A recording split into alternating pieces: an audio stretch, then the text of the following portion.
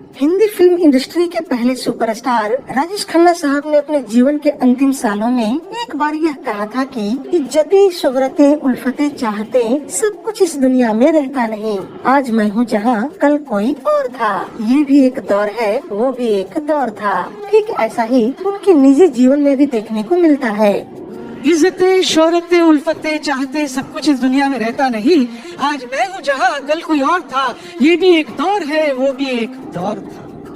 अपने कैरियर के शुरुआती सालों में लगातार 15 हिट्स देकर इन्होंने ये साबित कर दिया था कि इनकी एक्टिंग और चार्म के आगे कोई भी टिक नहीं सकता। साल 1969 की फिल्म बंधन से शुरू हुआ यह हिट्स का सिलसिला साल 1971 में आई दुश्मन तक चला। इसी साल आई फिल्म महबूब के मेहंदी के फ्लॉप हो जाने के कारण यह सिलसिला टूटा था।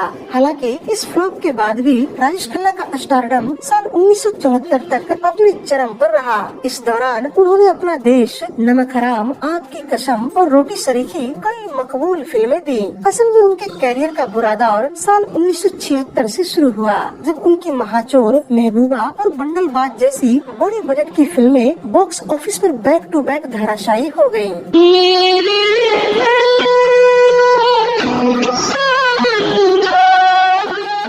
ये वो समय था जब अमिताभ, विनोद खन्ना और धर्मेंद्र जैसे स्टार्स अपने उरूज पर आ चुके थे। लेकिन राजेश खन्ना को असली चुनौती अमिताभ बच्चन से मिली।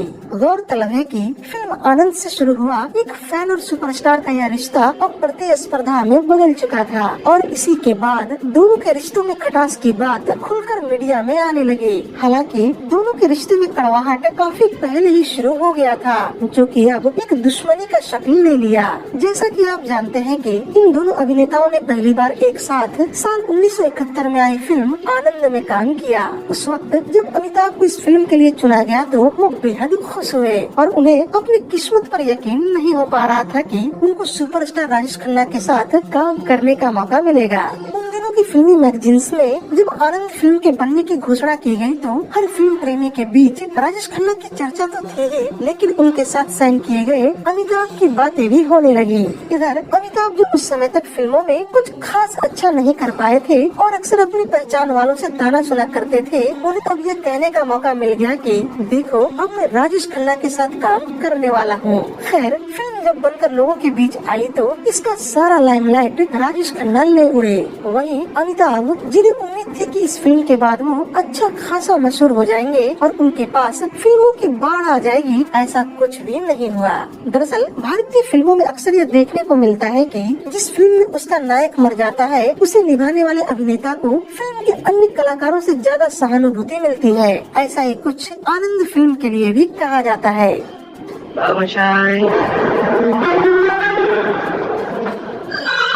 जिंदगी और मौत ऊपर वाले के हाथ है, जहाँ बना उसे ना तो आप बदल सकते हैं ना मैं। बहरहाल बात जो भी हो, लेकिन इस फिल्म से अमिताभ अब लोगों के बीच पहचाने जाने लगे थे। साथ ही अपने व्यवहार से इन्होंने आनंद फिल्म के निर्देशक ऋषिकेश मुखर्जी का दिल भी जीत लिया था, जिसके परिणाम स्वरूप उन्होंने अमिताभ को अपने अगले अन्य दो प्रोजेक्ट्स साल 1972 में आई बावर्ची और 1973 में आई नमक हराम के लिए चुन लिया। याद रहे कि जब फिल्म बावर्ची के लिए अमिताभ ने सिर्फ अपनी आवाज दी, वही नमक हराम में इन्हें एक बार फिर से राजेश खन्ना के साथ काम करने का मौका मिला। लेकिन इन दोनों फिल्मों के बनने के दौरान कुछ ऐसी घटनाएं घटी जिससे अमिताभ का मन राजेश खन्ना से पूरी तरह से उचट गया। जैसा कि आप जानते हैं कि फिल्म बावर्ची में जया भादुड़ी ने भी एक महत्वपूर्ण भूमिका निभाई थी और इस समय तक अमिताभ और उनके बीच प्रेम प्रसंग भी शुरू हो चुका था। ऐसे में अमिताभ अक्सर जया से मिलने फिल्म के सेट पर जाया करते थे। यह दिलचस्प बात यह है कि अपने खिलंदर स्वभाव के चलते राजेश खन्ना अक्सर शूटिंग के दौरान अमिताभ का मजाक बनाया करते, जो कि कभी कभी सीमा भी लांघ जाया करती थी।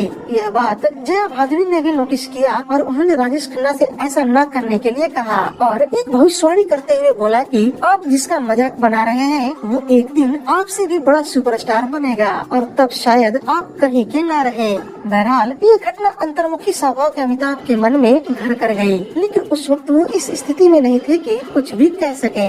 खैर दोनों का एक बार फिर से सामना हुआ फिल्म नमक हराम के दौरान। कहा जाता है कि इस फिल्म में राजेश खन्ना ने सोमू नामक जो केंद्रीय भूमिका निभाई थी, शुरू में वो अमिताभ को ऑफर की गई थी और राजेश खन्ना को अमिताभ के द्वारा निभाई गई विक्की की भूमिका के लिए अप्रोच किया गया था। लेकिन जब राजेश खन्ना को पता चली कि फिल्म के अंत में सोमू नामक किरदार की मौत हो जाती है तो उनके दिमाग में फिल्म आनंद घूम गई और उन्हें इस पर दृढ़ यकीन था कि जिस नायक की मृत्यु फिल्म के अंत में हो जाती है उसे दर्शकों की सबसे ज्यादा सहानुभूति मिलती है। ऐसे में उन्होंने फिल्म के निर्देशक ऋषिकेश मुखर्जी के सामने यह शर्त रख दी कि उन्हें फिल्म में सोमू का किरदार दिया जाए, अन्यथा वो फिल्म में काम नहीं करेंगे। मौके की नजाकत और फिल्म के व्यवसाय को मद्देनजर रखते हुए ऋषिकेश मुखर्जी को मजबूरन राजेश खन्ना की बात माननी पड़ी। इधर अमिताभ को जब रोल बदल जाने वाली बात का पता चला तो वो बेहद नाराज हुए, परंतु वो चाहकर भी फिल्म को नहीं छोड़ सकते थे क्योंकि उनकी ब्लॉकबस्टर फिल्म जंजीर अभी सिनेमाघरों तक नहीं पहुंची थी और वो एंग्री यंग मैन के रूप में स्थापित नहीं हुए थे। गौरतलब है कि इस समय तक हर टकराव में राजेश खन्ना का पलड़ा भारी रहा, लेकिन जंजीर के रिलीज होते ही अमिताभ का कद काफी बढ़ने लगा और आगामी कुछ प्रोजेक्ट्स जिनके लिए शुरू में राजेश खन्ना को चुना गया था, लेकिन अमिताभ की लोकप्रियता ने उनसे ये फिल्में छीन ली। तो ये थी बॉलीवुड फिल्मों के दो दिग्गज अभिनेताओं राजेश खन्ना और अमिताभ के बीच अघोषित दुश्मनी।